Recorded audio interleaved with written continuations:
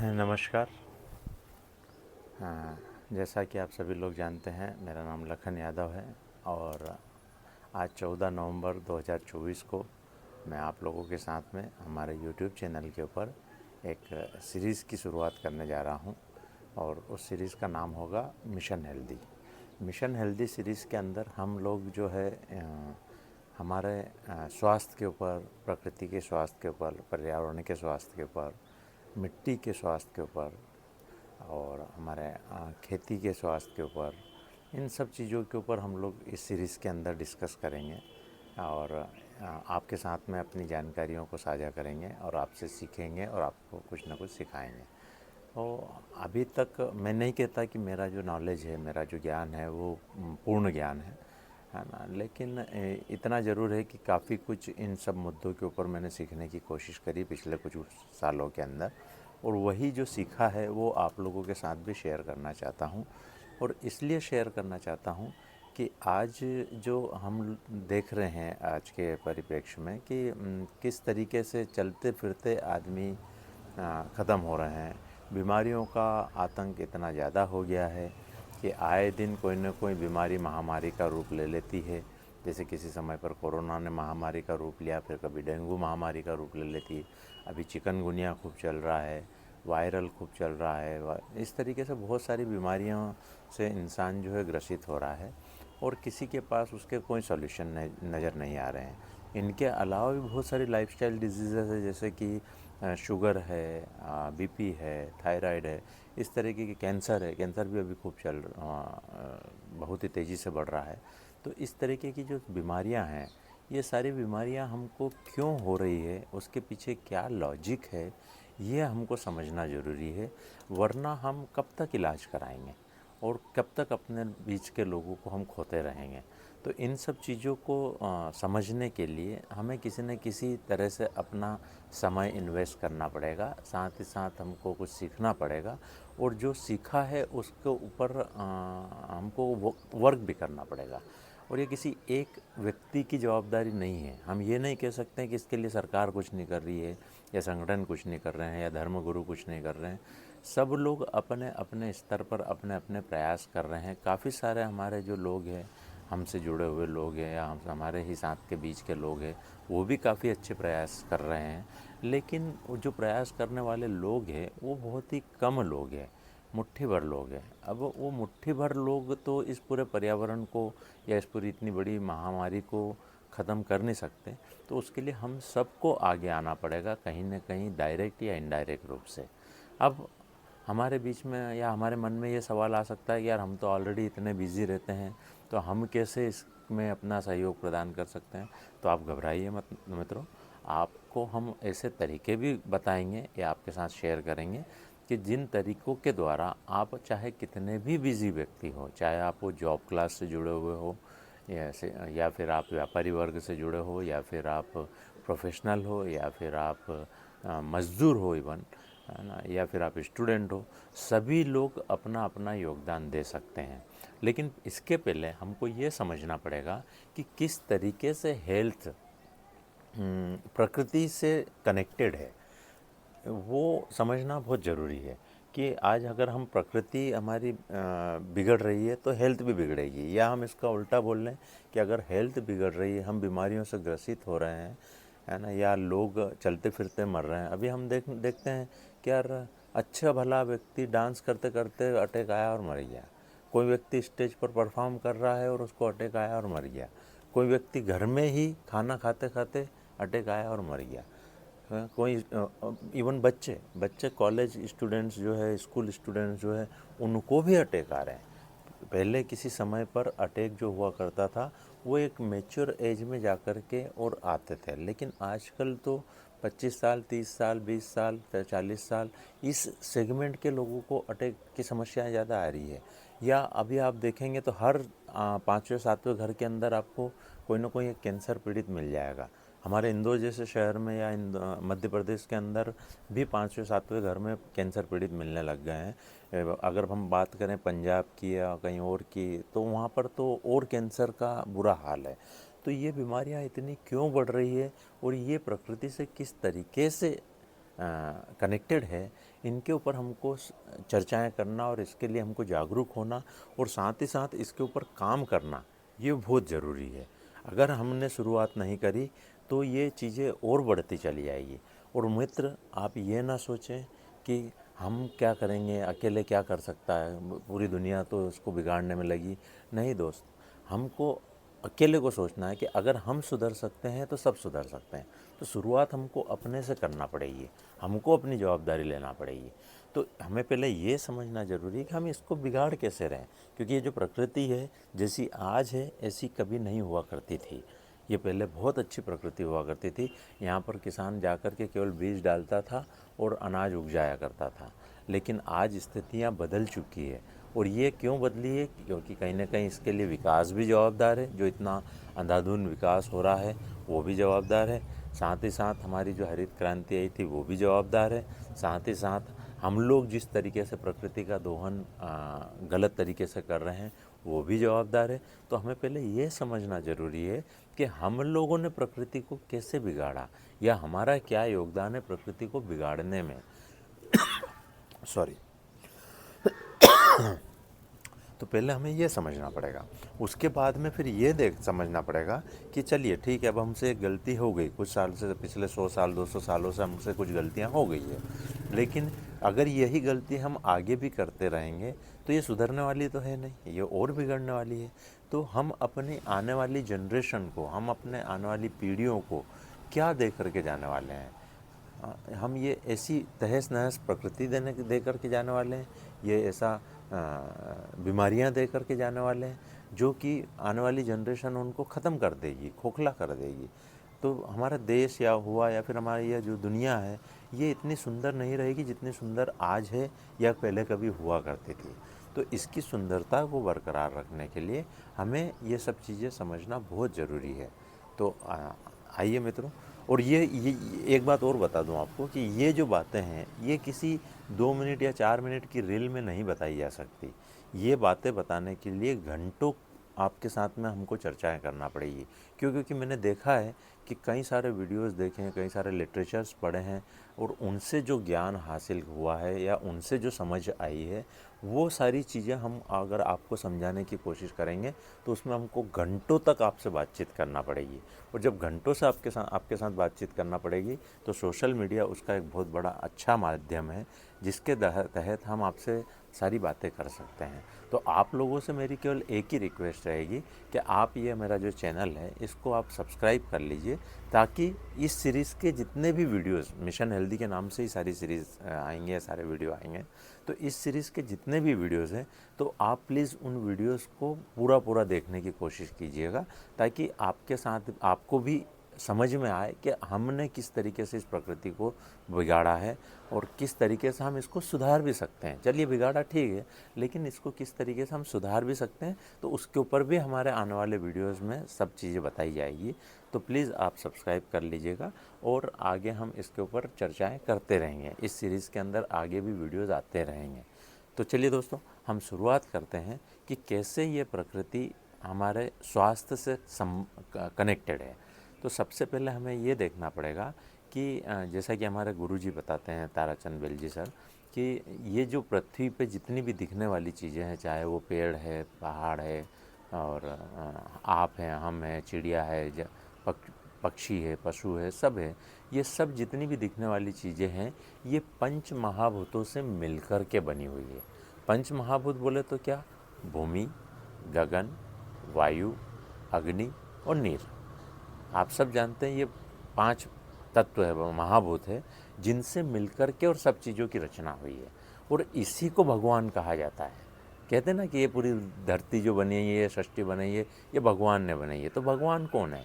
भगवान श्री कृष्ण या भगवान श्री राम या भगवान शिव जी या विष्णु जी, ये भगवान नहीं है।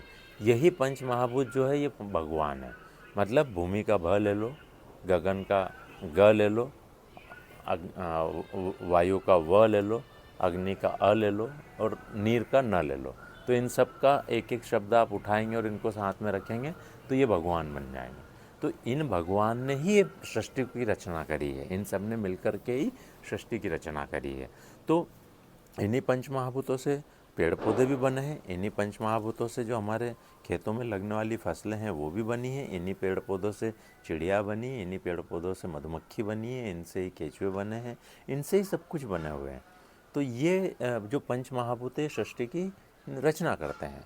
अब हमें ये समझना पड़ेगा कि ये पंच महाभूत कहाँ होते हैं। ये पंच महाभूत इसी सृष्टि में होते हैं, इसी प्रकृति के अंदर होते हैं। यही पंच महाभूत जो हमारे खेतों के अंदर होते हैं। अब ये खेतों के अंदर हमने पिछले कुछ सालों में, और ज़्यादा लंबी बात नहीं, ये 80-100 साल या 125 साल पहले की बात होगी, जब हरित क्रांति आई तो हमने अपने खेतों के अंदर ज़्यादा उत्पादन की चाह में, जो उस वक्त की ज़रूरत भी थी, हम उसको डिनाई नहीं कर सकते, लेकिन ज़्यादा अनाज, ज़्यादा फल, ज़्यादा सब्जियां उगाने की चाह में हमने इन खेतों के अंदर टेक्नोलॉजी को लेकर के आए। यहाँ पर हमने सिंथेटिक फर्टिलाइजर्स का यूज़ करना स्टार्ट करा। फिर साथ ही साथ हमने पेस्टिसाइड्स, वीडिसाइड्स, फंगीसाइड्स इनके यूज़ करना स्टार्ट करें। और जब हमने जहर ज़मीन के अंदर डालना चालू करा तो उस जहर से उस ज़मीन के जो पंच महाभूत है वो डिस्टर्ब होना चालू हो गए। क्यों? क्योंकि दोस्तों जो मिट्टी होती है उस मिट्टी के अंदर 1 ग्राम मिट्टी में लगभग 300 से 400 करोड़ जीवाणु होते हैं, सूक्ष्म जीवाणु, जो हमको दिखाई नहीं देते हैं। तो इतने जीवाणु केवल 1 ग्राम मिट्टी में ही होते हैं। तो सोचो कि जो इतनी मिट्टी है पूरी हमारे हिंदुस्तान के अंदर फैली हुई, उस मिट्टी में कितने सूक्ष्म जीवाणु होंगे, है ना। अब हमने जहर डाल डाल करके उन जीवाणुओं उनको मारना चालू कर दिया। अब वो जब मरना चालू हो गए तो जिनसे पूरी खेती होती थी, जिनसे फसलें पैदा होती थी, वो सारे के सारे जीवाणु हमने मारना चालू कर दिए। तो जब हमने मारना चालू कर दिए तो उन फसलों की इम्यूनिटी कमज़ोर होने लग गई। अब जब वो फसलों की इम्यूनिटी कमज़ोर होने लग गई तो हमको उनको फिर सिंथेटिक फर्टिलाइजर्स देना पड़े, क्योंकि यही जीवाणु जो है खेत में पड़े हुए जो अणु हैं उनको खा करके और फसलों को प्रोवाइड कराते थे। लेकिन जब जीवाणु ही मरने लग गए तो फिर हमको उसको न्यूट्रिशन देने के लिए हमको सिंथेटिक न्यूट्रिशन का सहारा लेना पड़ा। तो हमने फर्टिलाइजर्स डालना चालू करे। अब वो जो फर्टिलाइजर डालना चालू करें, लेकिन सारे के सारे फर्टिलाइजर्स हम नहीं डाल सकते क्योंकि 108 तत्व होते हैं। हम आज भी कुछ गिने चुने ही फर्टिलाइजर डालते हैं और फिर भी उनको उतनी मात्रा में जितना कि पौधे को ज़रूरत है उतनी मात्रा में कैलकुलेट करके डाल सकें, ऐसा अभी तक कोई साइंस बना नहीं है पूरी तरह से, ठीक है ना। तो अब वो फर्टिलाइज़र पौधों के अंदर नहीं है। अब पौधों के अंदर नहीं मतलब वो न्यूट्रिशन पौधों के अंदर नहीं है। अब अगर वो न्यूट्रिशन पौधों के अंदर नहीं है तो वो फसलों में नहीं आ रहे हैं। अब वो फसलों में नहीं आ रहे तो उसमें अनाज में और फल और सब्जियों में नहीं आ रहे हैं। अब अगर वो उनके अंदर नहीं आ रहे हैं और उन्हीं फल, सब्जी और अनाज को हम खा रहे हैं, तो जो न्यूट्रिशन की ज़रूरत हमको है हमारे शरीर को चलाने के लिए, है ना, वो न्यूट्रिशन हमको वहाँ से पूर्ति नहीं हो रही है। तो जब वो वहाँ से पूर्ति नहीं हो रही है तो फिर हमारी भूख नहीं मिट रही है, और भूख नहीं मिट रही है तो इसको कहा जाता है हिडन हंगर। क्यों? क्योंकि हमारी भूख कब मिटेगी? जब हमको जिन न्यूट्रिशन की ज़रूरत है वो सारे न्यूट्रिशन हमको मिलेंगे, तभी हमारी भूख मिटेगी और तभी हमारा शरीर सही तरीके से वर्क करेगा।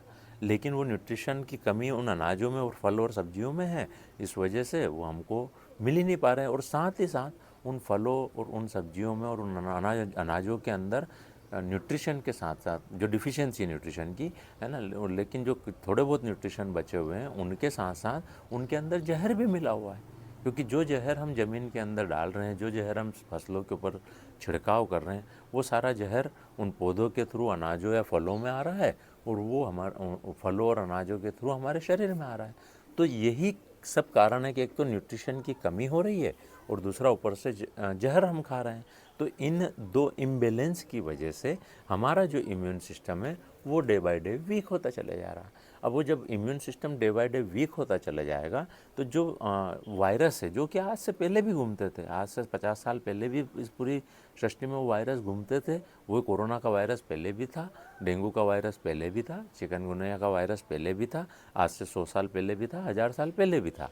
लेकिन अभी वो हमको इसलिए अटैक कर पा रहा है क्योंकि हमारी शरीर के जो इम्यून सिस्टम है वो कमज़ोर हो गया है। अब वो वायरस ने हमारे ऊपर शरीर में अटैक किया और हमारा इम्यून सिस्टम कमज़ोर था, इसलिए हम बीमार पड़ गए। हम जैसे ही बीमार पड़ते हैं कि हम डॉक्टर के पास जाते हैं। अब डॉक्टर क्या करते हैं? डॉक्टर न्यूट्रिशन नहीं दे पाते हैं। डॉक्टर तो उसको, उस बीमारी को ख़त्म करने की दवाइयाँ हमको देते हैं और उनकी दवाइयों से कई बार वो बीमारी ख़त्म हो भी जाती है, लेकिन उसकी वजह से फिर और हमारे अंदर कमजोरी आ जाती है। क्यों? क्योंकि दवाइयों के साथ में डॉक्टर हमको एंटीबायोटिक भी देते हैं, तो हमको और कमजोरी आ जाती है और हम और डे बाय डे वीक होते चले जाते हैं, या हमारा immune system day by day weak होता चले जाता है। तो उसकी वजह से आगे और हमको बीमारियों का खतरा होता है। और साथ ही साथ हमारी जो लाइफस्टाइल है वो बिगड़ती चली जा रही। पहले हमारी लाइफस्टाइल कुछ और हुआ करती थी, हमारे पिताजी माताजी की या दादाजी दादी जी की या उनके पिताजी माताजी की, उनकी जो लाइफस्टाइल हुआ करती थी वो बहुत अच्छी लाइफस्टाइल होती थी। वो लोग सूर्योदय के पहले उठ जाया करते थे, सूर्यास्त के बाद में सूर्यास्त के आसपास खाना खा करके और जल्दी सो जाया करते थे। तो ये उनकी लाइफस्टाइल थी। लेकिन आज आधुनिक युग आ चुका है। आधुनिक युग के अंदर हम लोग बहुत लेट नाइट तक जगते हैं, लेट नाइट तक खाते हैं और उधर लेट तक सोते हैं। तो उसकी वजह से हमारा जो बॉडी का जो टाइमिंग है, वो बायोलॉजिकल वॉच जो है, वो बायोलॉजिकल वॉच भी बिगड़ रही है। और वो बायोलॉजिकल वॉच बिगड़ने की वजह से भी हमको कई सारी लाइफस्टाइल डिजीज़ हो रही है। क्यों? क्योंकि जब बॉडी के अंदर भगवान ने एक मैकेनिज़्म डाला हुआ है कि बॉडी जब रेस्ट पीरियड में जाती है, मतलब सूर्यास्त के बाद में जब रात्रि में हम जब विश्राम करते हैं, 7 बजे 8 बजे या 9 बजे जब हम सोते हैं, तो वहाँ से बॉडी रिपेयरिंग मोड में चली जाती है। अब बॉडी रिपेयरिंग मोड में चली जाती है तो जो डैमेज टिश्यूज़ हुए हैं तो वो सारे वापस से रिपेयर होना चालू हो जाते हैं। लेकिन हम तो सो ही बहुत लेट रहे हैं। हम अब अगर सो लेट रहे हैं तो वो जो रिपेयरिंग का जो काम जो बॉडी करने वाली है, वो बॉडी उस टाइम पर रिपेयरिंग कर ही नहीं पा रही। तो जो हमारी बॉडी में दिन भर की एक्टिविटी के अंदर हमने करीब 13-14 लाख टिश्यूज़ ब्रेक किए हैं, वो 13-14 लाख टिश्यूज़ जो है प्रॉपर रिपेयरमेंट उनका हो नहीं पा रहा है। और जब रिपेयरमेंट हो नहीं पाएगा तो उससे संबंधित ऑर्गन्स जो है, जिन ऑर्गन्स को टिश्यू रिपेयर नहीं हो पाएंगे, जिन ऑर्गन्स के टिश्यू, तो वो ऑर्गन्स धीरे धीरे करके डैमेज होना चालू हो जाएगा। और उसी डैमेज की वजह से वो ऑर्गन जो है वो फेलुअर की तरफ चला जाता है। तो इस तरीके से हमारी लाइफस्टाइल डिजीज़ भी बढ़ रही है और वायरस जनित डिजीज़ भी बढ़ रही है। तो इन सारी डिजीज़ के बढ़ने के पीछे कहीं ना कहीं कौन कनेक्ट हो गया? हमारा खान पान और हमारी लाइफस्टाइल कनेक्ट हो गई और प्रकृति कनेक्ट हो गई। तो इन सारी चीज़ों को किस तरीके से सुधारा जा सकता है, ये हम आगे चर्चाएं करेंगे। लेकिन अभी ये चर्चा करना ज़रूरी है, या अभी हमको ये देखना ज़रूरी है कि इस प्रकृति को नुकसान कैसे हो रहा है। ये तो अभी हमने खेती का छोटा सा आपको एग्जांपल बताया कि हमने जहर डालना चालू कर दिया, फर्टिलाइज़र डालना चालू कर दिया, उससे हमारी खेती जो है वो डैमेज होना चालू हो गई। लेकिन इसके साथ साथ पर्यावरण में भी नुकसान हो रहे हैं। तो पर्यावरण में नुकसान किन किन चीज़ों की वजह से हो रहे हैं, हमें वो भी देखना ज़रूरी है।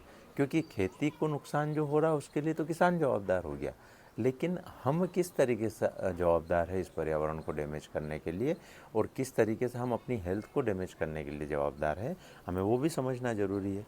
तो अब आपको हम अगले वीडियो के अंदर ये बताएंगे कि हम पर्यावरण को किस तरीके से डैमेज कर रहे हैं, हम प्रकृति को किस तरीके से डैमेज कर रहे हैं, किस तरीके से हम अंधाधुंध विकास की आड़ में इस प्रकृति का गलत रूप से दोहन कर रहे हैं। और मैं ये डिनाई नहीं कर रहा हूँ कि हमें विकास नहीं करना चाहिए, मतलब मैं इसके बिल्कुल भी पक्ष में नहीं हूँ कि विकास नहीं करना चाहिए। विकास तो करना पड़ेगा, हमको आगे तो बढ़ना पड़ेगा, वरना हम दूसरे देशों की तुलना में बहुत पीछे रह जाएंगे, हम पिछड़े कहलाएंगे। तो विकास भी ज़रूरी है, लेकिन विकास के साथ साथ हमको उस विकास की वजह से होने वाले नुकसान की भरपाई भी तो करना पड़ेगी ना। उसके लिए हमें क्या करना पड़ेगा, उसके लिए हमें कैसे आगे आना पड़ेगा, तब जाकर के और ये पर्यावरण बैलेंस हो पाएगा, ये प्रकृति बैलेंस हो पाएगी। और इसको जब हम बैलेंस करेंगे तो ही बाकी की आगे की सारी चीज़ें सुधर पाएगी। वरना दोस्त, प्रकृति खुद बैलेंस करेगी। कैसे बैलेंस करेगी? या तो भूकंप ला देगी, या अतिवृष्टि ला देगी, या अल्पवृष्टि ला देगी। ऐसे कई सारे प्रकृति के पास में चीज़ें हैं जिसकी वजह से वो अपने आप को बैलेंस कर लेगी। तो या तो हम उसको बैलेंस कर लें, या फिर उसके बैलेंस होने का इंतज़ार कर लें, तो वो बैलेंस कभी भी कर सकती है। तो इससे अच्छा ये है कि हम आगे आएँ, पहले ये समझें कि कैसे हमने इसको तहस नहस किया है, फिर ये समझें कि इसका सुधार कैसे कर सकते हैं, और फिर उसके सुधार के लिए हम आगे मिलजुल करके वर्क करें, तो ये सब होगा। तो आगे के वीडियो उनके अंदर हम इन्हीं सब चीज़ों के ऊपर आपसे बातें करेंगे। तो अभी जब तक के लिए धन्यवाद, नमस्कार।